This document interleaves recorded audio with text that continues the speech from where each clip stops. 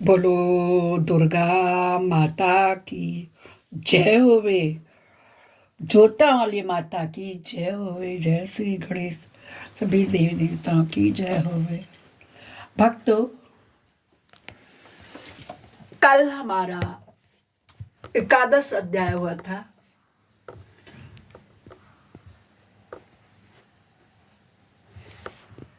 अब आज हमारी दुर्गा सप्तशती का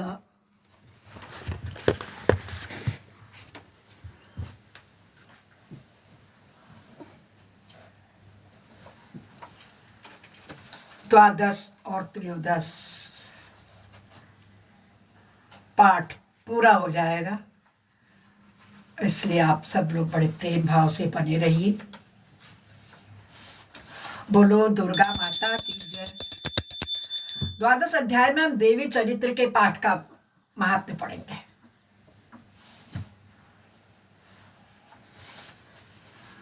मैं तीनों लोकों के स्वामी, तीन नेत्रों वाली दुर्गा देवी का ध्यान करती हूँ।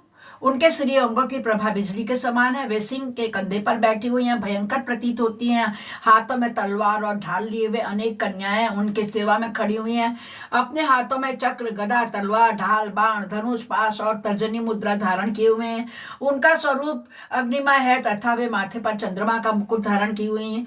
देवी कहती हैं कि हे देवताओं, जो एकाग्र चित्त होकर प्रतिदिन इन स्तुतियों से मेरा स्तवन करेगा, उनकी सारी बाधा मैं निश्चय ही दूर कर दूंगी। जो मधुकैटभ का नाश, महिषासुर का वध तथा शुंभ निशुंभ के संहार का प्रसंग का पाठ करेंगे तथा अष्टमी, चतुर्दशी और नवमी को भी जो एकाग्र चित्त हो भक्ति पूर्वक मेरे उत्तम महात्म्य का श्रवण करेंगे, उन्हें कोई पाप नहीं छू सकेगा। उन पर पाप जनित आपत्तियां भी नहीं आएंगी। उनके घर में कभी दरिद्रता नहीं होगी और उनको कभी भी प्रेमी जनों के विछोह का कष्ट भी नहीं भोगना पड़ेगा। इतना ही नहीं, उन्हें शत्रु से, लुटेरों से, राजा से, शास्त्रों से, अग्नि से तथा जल की राशि से भी कभी भी कोई भय नहीं होगा। इसलिए सबको एकाग्र चित्त होकर भक्ति पूर्वक मेरे इस महात्म को सदा पढ़ना और सुनना चाहिए। यह परम कल्याण कारक है। मेरा महात्म महामारी जनित समस्त उपद्रवों तथा आध्यात्मिक आदि तीनों प्रकार के उत्पादों का शांत करने वाला है। मेरे जिस मंदिर में प्रतिदिन विधि पूर्वक मेरे इस महात्म का पाठ किया जाता है, उस स्थान को मैं कभी भी नहीं छोड़ती हूँ। वहां सदा ही मेरा सन्निधान बना रहता है। बलिदान, पूजा, होम तथा महोत्सव के अवसरों पर मेरे इस चरित्र का पूरा पूरा पाठ और श्रवण करना चाहिए। ऐसा करने पर मनुष्य विधि को जान करके या बिना जाने भी मेरे लिए जो बलि, पूजा या होम आदि करेगा, उसे मैं बड़ी प्रसन्नता के साथ ग्रहण करूंगी। शरद काल में जो वार्षिक महापूजा की जाती है, उस अवसर पर जो मेरे इस महात्म भक्ति पूर्वक सुनेगा, वह मनुष्य मेरे प्रसाद से सब बाधाओं से मुक्त तथा धन, धान्य एवं पुत्र से संपन्न होगा। इसमें तनिक भी संदेह नहीं है। मेरा यह महात्म, मेरे प्रादुर्भाव की सुंदर कथाएं तथा युद्ध में किए हुए मेरे पराक्रम सुनने से मनुष्य निर्भय हो जाता है। मेरे महात्म्य का श्रवण करने वाले पुरुषों के शत्रु नाश हो जाते हैं। उन्हें कल्याणकारी प्राप्ति होती है, कल्याण की प्राप्ति होती है और उनके कुल आनंदित रहता है। सर्वत्र शांति, कर्म में बुरे स्वप्न दिखाई देने तथा ग्रह जनित भयंकर पीड़ा उपस्थित होने पर भी मेरा महात्म्य श्रवण करना चाहिए।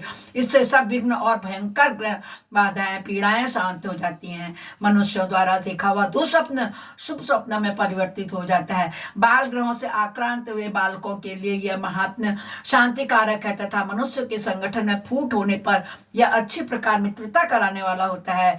यह महात्म्य समस्त दुराचारियों के बल का नाश करने वाला है। इसके पाठ मात्र से राक्षसों, भूतों और पिशाचों का नाश हो जाता है। मेरा यह सब महात्म्य मेरे सामीप्य की प्राप्ति कराने वाला है। पशु, पुष्प, अर्घ, धूप, दीप, गंध आदि उत्तम सामग्रियों द्वारा पूजन करने से, ब्राह्मणों को भोजन कराने से, होम करने से, प्रतिदिन अभिषेक करने से, नाना प्रकार के अन्य भोगों का अर्पण करने से तथा दान देने आदि से 1 वर्ष तक जो मेरी आराधना की जाती है, उससे मुझे जितनी प्रसन्नता होती है, उतनी प्रसन्नता मेरे इस उत्तम चरित्र का एक बार श्रवण करने मात्र से हो जाती है। बोलो दुर्गा माता की जय हो। यह महात्म श्रवण करने पर पापों को हर लेता है और आरोग्य प्रदान करता है। मेरे प्रादुर्भाव का कीर्तन समस्त भूतों से रक्षा करता है तथा मेरे युद्ध विषयक चरित्र दुष्ट दैत्यों का संहार करने वाला है। इसके श्रवण करने पर मनुष्य को शत्रु का भय नहीं रहता है। देवताओं, तुमने और महर्षियों ने जो मेरी स्तुतियां की हैं तथा ब्रह्मा जी ने जो स्तुतियां की हैं सभी कल्याणमयी बुद्धि प्रदान करती हैं।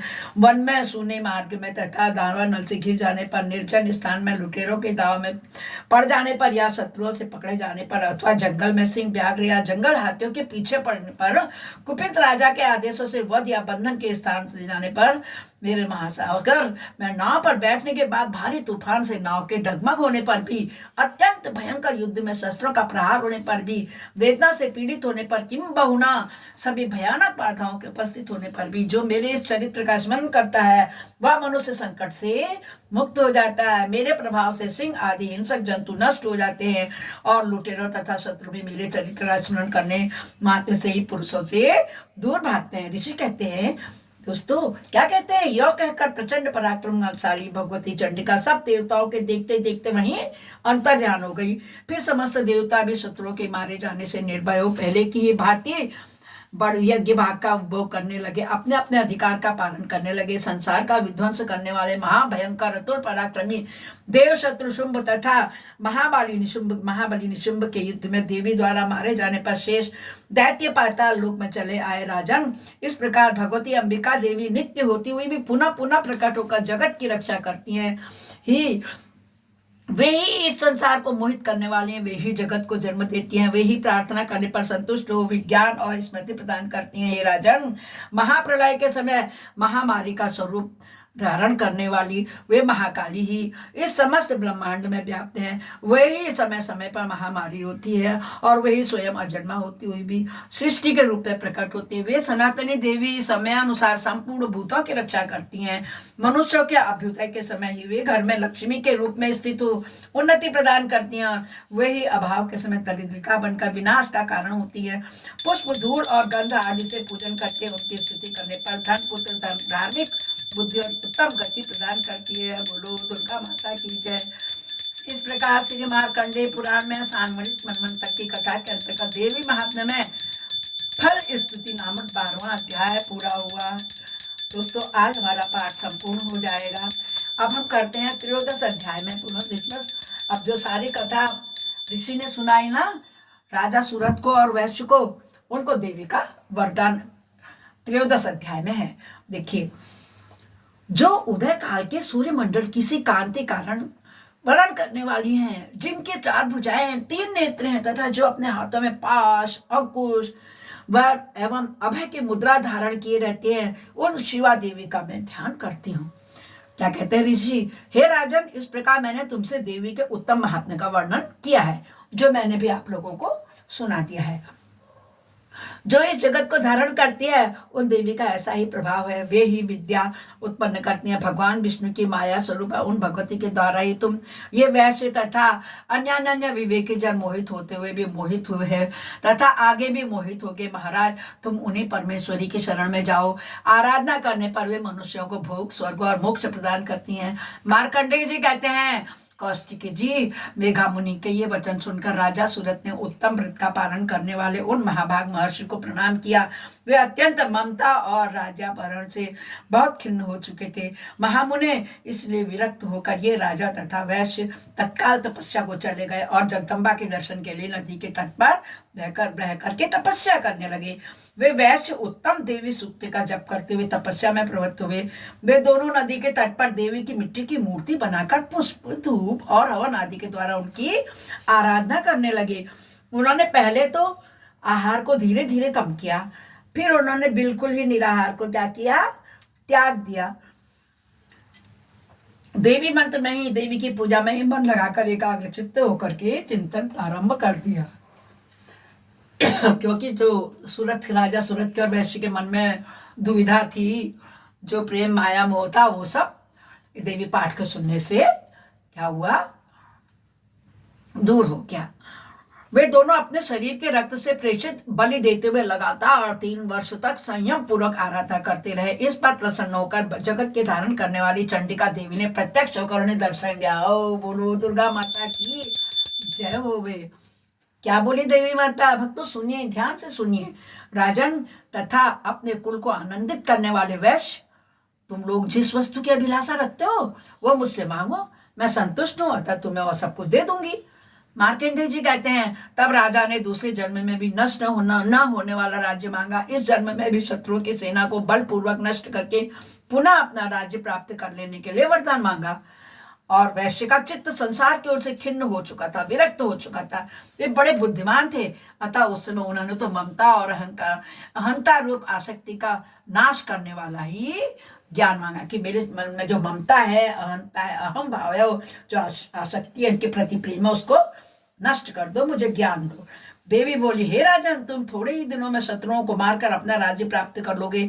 अब वहां तुम्हारा राज्य स्थिर रहेगा। फिर मृत्यु के पश्चात भी तुम भगवान विश्वान यानी सूर्य के अंश से जन्म लेकर इस पृथ्वी पर सान्मणिक मनु के रूप से नाम से विख्यात होगे। वैश्वानिवादी, हे वैश्य, तुमने जो भी वर को मुझसे प्राप्त करने की इच्छा की है उसे मैं तुम्हें देती हूँ। तुम्हें मोक्ष के लिए ज्ञान प्राप्त होगा। बोलो दुर्गा माता की जय होवे। मार्कंडेय जी कहते हैं, इस प्रकार उन दोनों को मनोवांछित वरदान देकर और उनके द्वारा भक्ति पूर्वक अपनी स्तुति सुनकर देवी अंबिका तत्काल अंतर्धान हो गई। इस तरह देवी से वरदान पा करके इस प्रकार देवी से वरदान पा करके क्षत्रियों ने श्रेष्ठ सुरत सूर्य से जन्म ले सान्मणिक मनवंतर मनु के नामक से प्रसिद्ध हुए। इति श्री मार्कंडेय सान्मणि के मनवंतर देवी महात्म्य में सुरत वैश्य वरदान प्रकृति नाम हुआ। देवी महात्म्य में सुरत और वैश्य को वरदान नामक 13वां अध्याय पूरा हुआ। बोलो दुर्गा माता की जय, शक्ति माता की जय, सरस्वती माता की जय होगी। जय जय दुर्गा माता, जय जय शक्ति माता।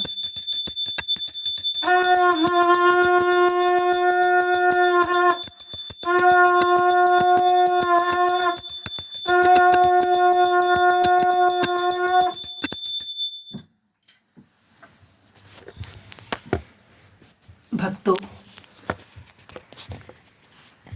ये 9 दिन हमने नव दुर्गा के महात्म्य को सुना। अपराध सहस्त्राणि क्रियन्ते यानि सम्मया दासोऽहमिति मामत्वां क्षम्यस्व परमेश्वर। आवाहनं न जानामि विसर्जनं पूजां चैव न जानामि क्षम्यतां परमेश्वर। मंत्रहीनं क्रियाहीनं भक्तिहीनं सुरेश्वर यद पूजितं मया देवी परिपूर्णं तदस्मि। इस प्रकार से सारी कथाओं को सुनने के बाद प्रार्थना भगवान से अपराध की माननी चाहिए। हम जो सुबह शाम ये माता अपराध अनचाहे में कर देते हैं, हमें पता ही नहीं लगता, ना मालूम कितने कीट पतंगे चींटियां हमारे पैरों से दब जाती होंगी, कितनों से हम झूठ बोल देते होंगे न चाहते हुए भी। अनचाहे में जो भी हमसे अपराध हो जाए, माँ हमें माफ करना। जैसे आपने राजा सूरत और वैश्य पर कृपा की, वैसे ही हमें करना है। बोलो दुर्गा माता की जय होवे। दुर्गा देवी नमः, श्री दुर्गा देवी नमः, श्री दुर्गा देवी नमः, दुर्गा देवी नमः। आज दुर्गा जी का दुर्गा सप्तशती पूर्ण हुआ है, इससे थोड़ा सा दुर्गा जी का हम नाम लेंगे। सभी लोग बड़े प्रेम भक्ति से मेरे साथ उसे दोहराएंगे। कुछ भी मन में पाप न रखते हुए एकदम निश्चल भाव से जो इस दुर्गा माता का पाठ करता है, उसके सारे मनोरथ पूर्ण हो जाते हैं। ये मैं नहीं कहती, ये माता रानी कहती है। मैं ज़रा ढूंढ लूँ, मुझे याद तो है मगर गलत होने से अच्छा। नमो देव्यै महादेव्यै शिवाय सततं नमः। नमः प्रकृतिरजाय नेता प्रणता स्मृतां रौद्राय नमो नित्याय गौरी धात्रे नमो नमः। ज्योत्स्ने चयन्दरूपिणे सुखाय तत्तं नमः। कल्याणे प्रणतामृते सिद्धे कुर्मो नमो नमः। नैनित्यं भूतां लक्ष्म्ये सर्वाणे ते नमो। दुर्गाय दुर्गपाराय साराय सर्वकार्यस्य ख्यात्यै तथैव कृष्णाय धूर्माय सततं नमः। अति सौम्य अति रौद्राय नतस्तस्यै नमो नमः। नमो नमो जगत प्रतिष्ठाए देवी कृत्ये नमो नमः। मैंने इस पाठ में भी बीच में आए थे, अभी यहाँ पर आज हम पूर्णावृत्ति के रूप में इसको पढ़ेंगे, उदाहरण के रूप में पढ़ेंगे। या देवी सर्वभूतेषु विश्वमायति संस्थिता नमस्तस्यै नमस्तस्यै नमस्तस्यै नमो नमः। या देवी सर्वभूतेषु चैतन्यते नमस्तस्यै नमस्तस्यै नमस्तस्यै नमो नमः। या देवी सर्वभूतेषु बुद्धिरूपेण संस्थिता नमस्तस्यै नमस्तस्यै नमस्तस्यै नमो नमः। या देवी सर्वभूतेषु निद्रारूपेण संस्थिता नमस्तस्यै नमस्तस्यै नमस्तस्यै नमो नमः। या देवी सर्वभूतेषु सुधारूपेण संस्थिता नमस्तस्यै नमस्तस्यै नमस्तस्यै नमो नमः। या देवी सर्वभूतेषु छायारूपेण संस्थिता नमस्तस्यै नमस्तस्यै नमस्तस्यै नमो नमः। या देवी सर्वभूतेषु शक्तिरूपेण संस्थिता नमस्तस्यै नमस्तस्यै नमस्तस्यै नमो नमः। या देवी सर्वभूतेषु तृष्णारूपेण संस्थिता नमस्तस्यै नमस्तस्यै नमस्तस्यै नमो नमः। या देवी सर्वभूतेषु शान्तिरूपेण संस्थिता नमस्तस्यै नमस्तस्यै नमस्तस्यै नमो नमः। या देवी सर्वभूतेषु शान्तिरूपेण संस्थिता नमस्तस्यै नमस्तस्यै नमस्तस्यै नमो नमः। या देवी सर्वभूतेषु जातिरूपेण संस्थिता नमस्तस्यै नमस्तस्यै नमस्तस्यै नमो नमः। या देवी सर्वभूतेषु लज्जारूपेण संस्थिता नमस्तस्यै नमस्तस्यै नमस्तस्यै नमो नमः। या देवी सर्वभूतेषु कृष्णारूपेण संस्थिता नमस्तस्यै नमस्तस्यै नमस्तस्यै नमो नमः। या देवी सर्वभूतेषु शान्तिरूपेण संस्थिता नमस्तस्यै नमस्तस्यै नमस्तस्यै नमो नमः। या देवी सर्वभूतेषु श्रद्धारूपेण संस्थिता नमस्तस्यै नमस्तस्यै नमस्तस्यै नमो नमः। या देवी सर्वभूतेषु कान्तिरूपेण संस्थिता नमस्तस्यै नमस्तस्यै नमस्तस्यै नमो नमः। या देवी सर्वभूतेषु लक्ष्मीरूपेण संस्थिता नमस्तस्यै नमस्तस्यै नमस्तस्यै नमो नमः। या देवी सर्वभूतेषु वृत्तिरूपेण संस्थिता नमस्तस्यै नमस्तस्यै नमस्तस्यै नमो नमः। या देवी सर्वभूतेषु स्मृतिरूपेण संस्थिता नमस्तस्यै नमस्तस्यै नमस्तस्यै नमो नमः। या देवी सर्वभूतेषु दयारूपेण संस्थिता नमस्तस्यै नमस्तस्यै नमस्तस्यै नमो नमः। या देवी सर्वभूतेषु तुष्टिरूपेण संस्थिता नमस्तस्यै नमस्तस्यै नमस्तस्यै नमो नमः। या देवी सर्वभूतेषु मातृरूपेण संस्थिता नमस्तस्यै नमस्तस्यै नमस्तस्यै नमो नमः। या देवी सर्वभूतेषु भ्रान्तिरूपेण संस्थिता नमस्तस्यै नमस्तस्यै नमस्तस्यै नमस्तस्यै नमो नमः। इंद्रियाणाम् अधिष्ठात्री भूतानां चाखलेषु भूतेषु सततं तस्य व्याप्ति देव्यै नमो नमः। चित्तिरूपेण या कृतस्नं व्याप्तं स्थिता जगत् नमस्तस्यै नमस्तस्यै नमस्तस्यै नमो नमः। स्थिताश्रय पूर्वम् अभीष्ट संशया तथा सुरेन्द्रेण दुलेषु सेविता करोतु साना शुभेतु ईश्वरु याम सांप्रतं च उदत् दैत्य कपिते रश्माभिदिशा च सुरन्नमस्ते याम च स्मृतां तत्क्षणमेव हन्ति न सर्वापदो भक्ति विनम्र पूर्तिवी नमो नमः नमो नमो नमो दुर्गे माता नमो शेरा वाली जोता वाली लाटा वाली मेरा वाली नमो नमः। वैष्णो देवी नमो नमः वैष्णो देवी नमो नमः काली माता नमो नमः कलकत्ते वाली नमो नैना देवी नमो नमः नंदा देवी नमो नमः पुण्यागिनी नमो नमः दुर्नागिनी नमो हाटकाली नमो नमः मनसा देवी नमो नमः चंडी देवी नमो नमः चामुंडा देवी चंद्रिका देवी नमो नमः ज्वाला देवी नमो नमः लाटा वाली शेरा वाली माता तेरी सदा ही जय हो। भक्तों, इस प्रकार हमारा देवी महात्म्य पूरा हुआ। आप सभी ने बड़े प्यार से इसे सुना, उसके लिए आप सभी को बहुत बहुत धन्यवाद। आप चाहे तो ये मेरा वीडियो क्रम सहित पंत व्लॉग्स एंड संगीत में मंजू पंत के नाम से शेयर है, आप जब उठा के तब सुन सकते हैं। आप अगर पहली बार मेरे चैनल में आ रहे हैं तो सब्सक्राइब करना ना भूलें। उसके बगल में एक आइकन बेल होती है, उसे प्रेस करना ना भूलें। लाइक कमेंट में जय माता दी कहें। माता रानी की ऐसी कृपा होगी, ऐसी कृपा होगी, माता रानी सदा सुहाग बनाए रहते हैं। बोलो शेरा वाली मैया की जय हो।